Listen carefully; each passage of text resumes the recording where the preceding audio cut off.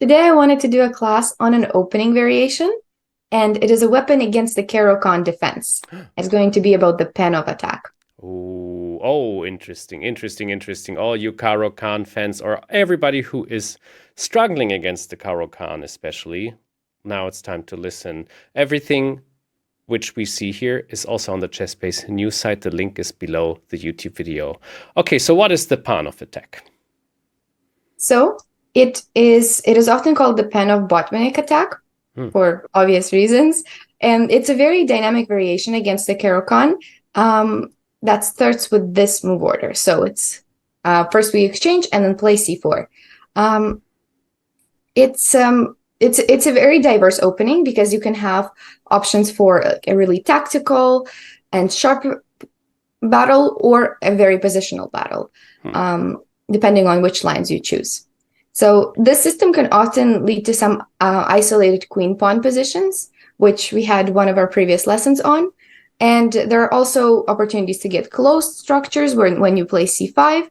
So there's also some interesting force lines to explore. So it really depends on what you choose, which is why I think this opening is nice and diverse to play as white. So we can go over some of the main setups for black, and then I'll explain what are kind of some of the plans as the white side. Perfect. Yeah, for you at home, we have a very, very well-received episode of the isolated pawn and how to play against it. What are the odds? What are the cons? What are the pros and all of this? So I highly advise you to watch this. It is super informative and goes probably into detail about this here too. Okay, so at first, these are some of the main moves, and maybe black can even start with a few different ones. So there's knight c6, there's e6, there's g6 setups. So sometimes black switches it up and plays it first, plays one of them first, the other one later. But these are the three main setups that we will go over. So let's start with knight to c6. This is kind of the main one. And once again, there's possibilities for black to set up with either e6 or g6. Usually this is how it goes.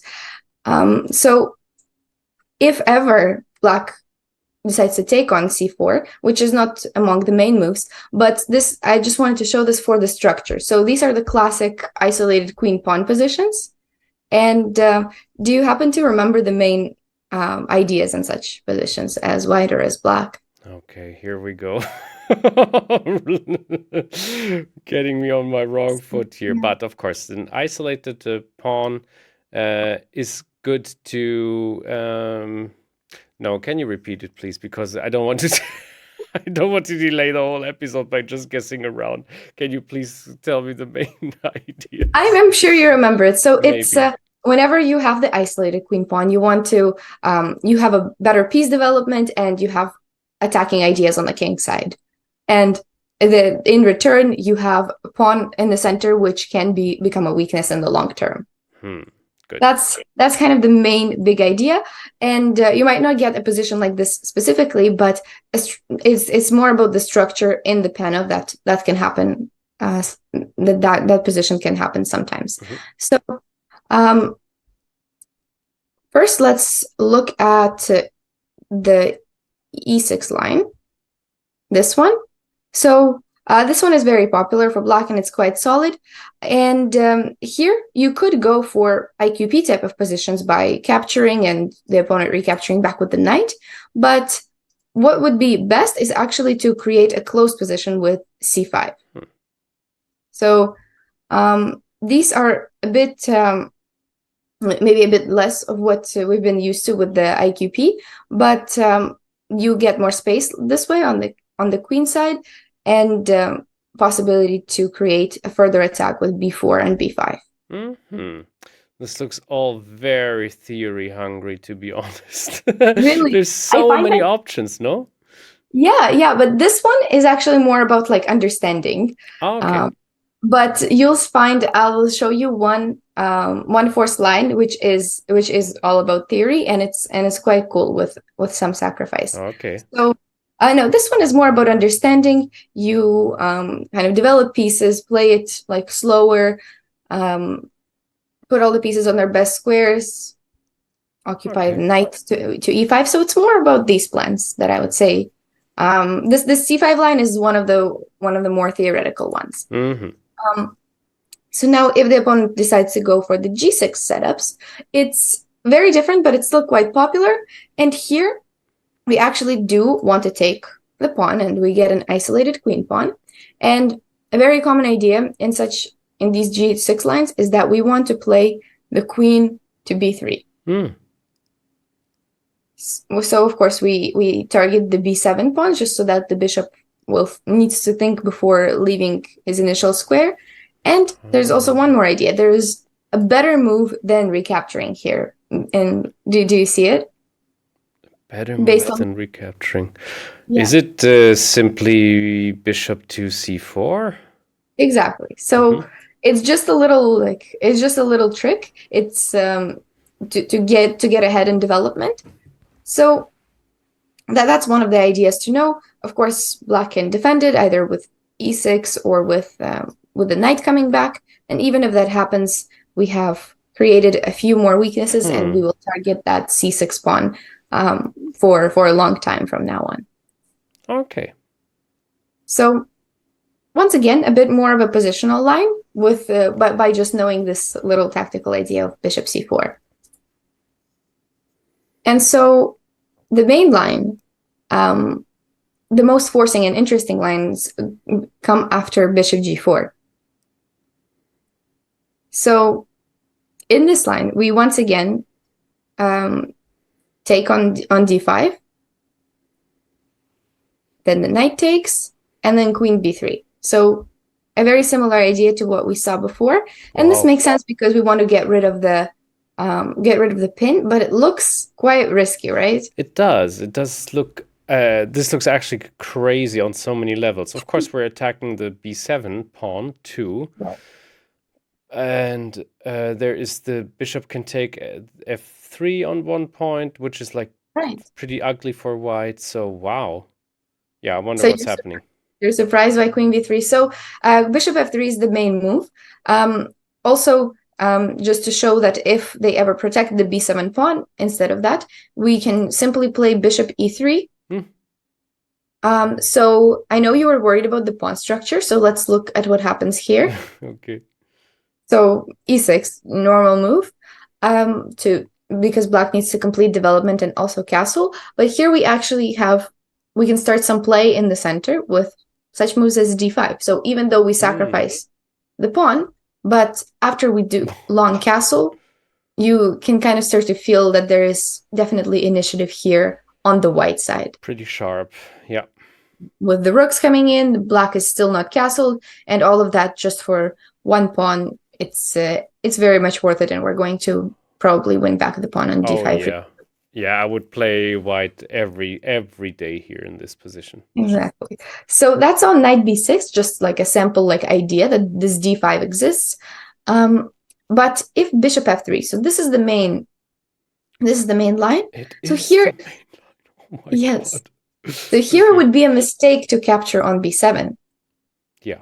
For the reason that not just the reason that we gave up a piece, but because there is the knight coming to b4, specifically this knight, and you see all the threats. There's knight c2, which is unpleasant.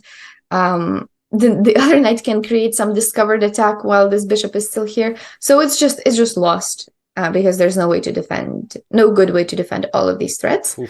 So make sure to not take that pawn first, but take the bishop.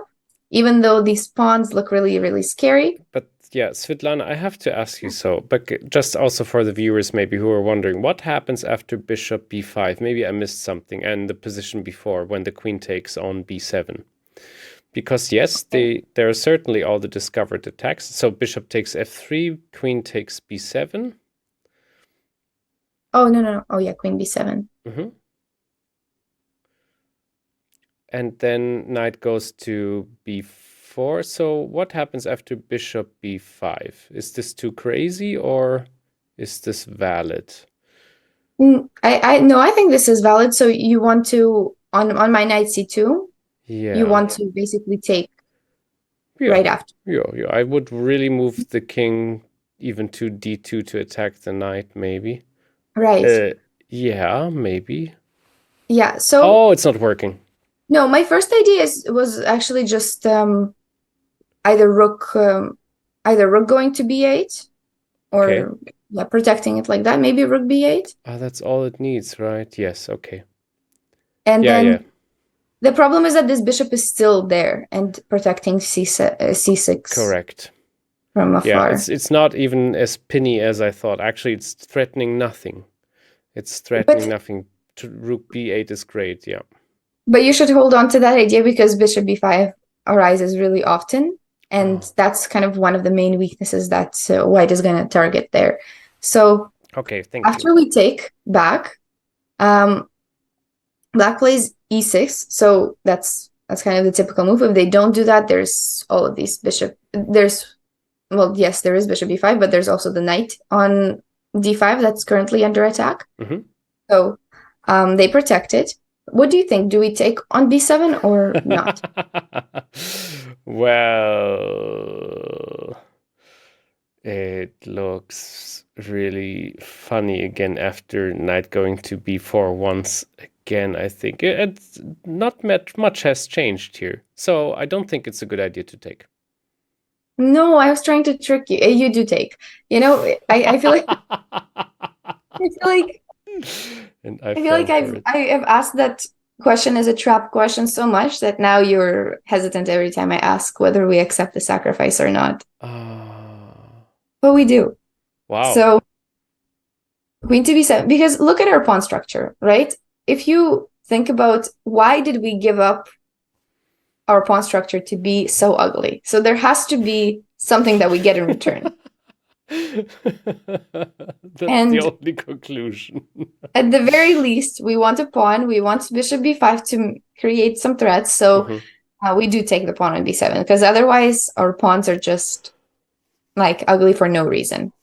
So there's multiple ways to defend. You were scared of the knight b4, but here bishop b5 comes with a new force because there's no more second protection on c6, and we're not really scared of knight c2 ever because then we're going to just checkmate the opponent.